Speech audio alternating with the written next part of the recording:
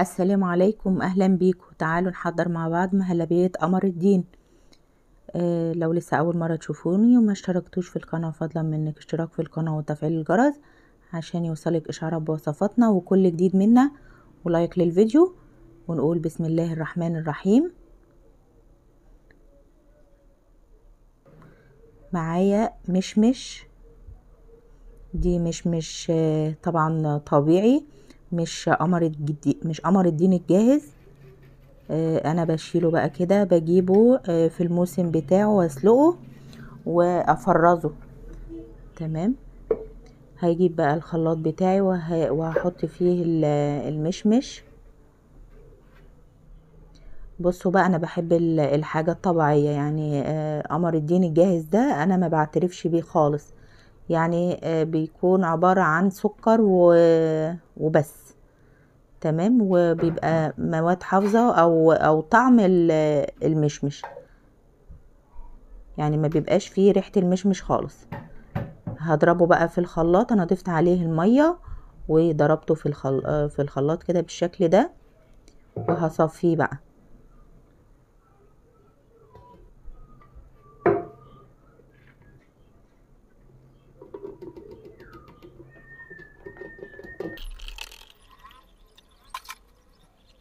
تمام.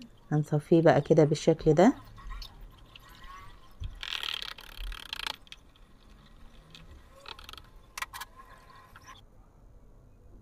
هعايره بقى بالكوباية علشان اضيف السكر.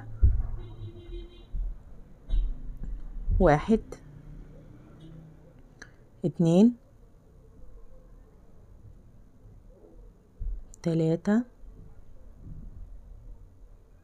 4 5 6 ونص. نقول 6. لا، ده لسه في تاني.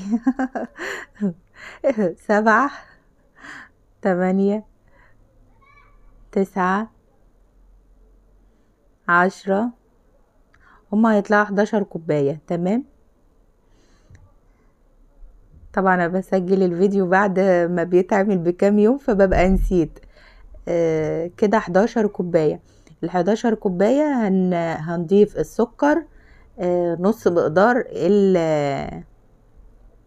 اللهم صل على سيدنا محمد، نص مقدار العصير.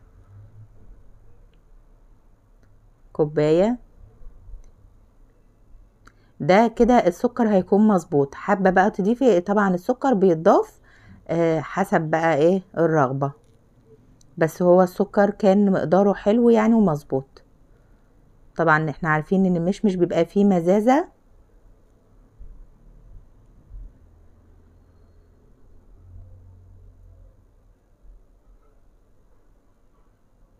انا ضفت 2.5 من السكر، او 3 الا ربع، يعني 2.5 3 الا ربع من السكر ل 11 كوباية من عصير المشمش.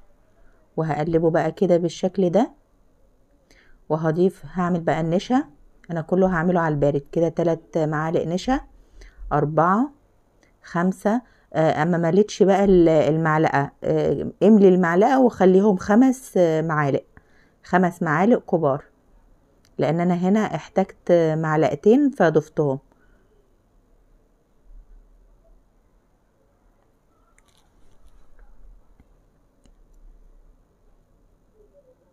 خمس معالق كبار من النشا. ضفت عليهم شوية صغيرين من المية كده علشان ادوب فيهم النشا. وهنزل على المهلبية بتاعتي او العصير بتاعي. طبعا هو المفروض ان احنا بنعمل المهلبية على السخن. لو هترفعي العصير او المشمش على النار، وبتنزلي بقى كده بسرسوب النشا وتقلبي بسرعة.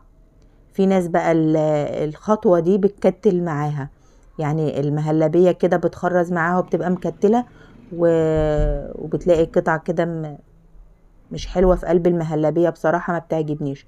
فالافضل بقى انا قلت اعملها لكم هنا كده على البارد، علشان حبايبنا بقى كده الصغيرين اللي لسه بيتعلموا يعملوها بالطريقة دي هتعجبكم.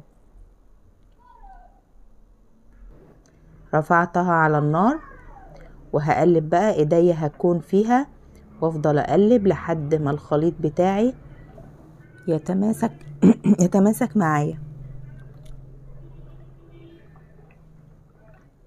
تمام، بيكون بالشكل ده الخليط بقى بيتقل معايا بالشكل ده كده. هي كل ما بتقعد بتمسك نفسها كده. المهلبية بتاعتي انا بحبهاش ان هي تكون تخينة قوي، فهو السمك ده بيكون حلو جدا. انا عن نفسي مش بحب النشا كتير في قلب المهلبية عشان تطلع معاكي بقى كده حلوة وخفيفة وطعمها يكون حلو. ضفت بقى باكو من الفانيليا وهقلب كده. وطبعا انا طفيت النار، هسيبها تبرد وتهدى شوية، وبعد كده احطها بقى في الاطباق بتاعتي، اقدمها في اطباقي.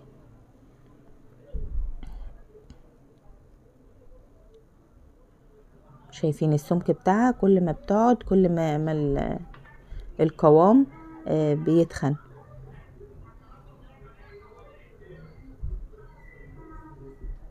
بس شايفين السمك بتاعها حلو جدا. ما تكتريش النشا عشان ما تبقاش كلها نشا يعني كده وما بتبقاش حلوه بصراحه. لما بتقعد في التلاجة ما بتكونش حلوه.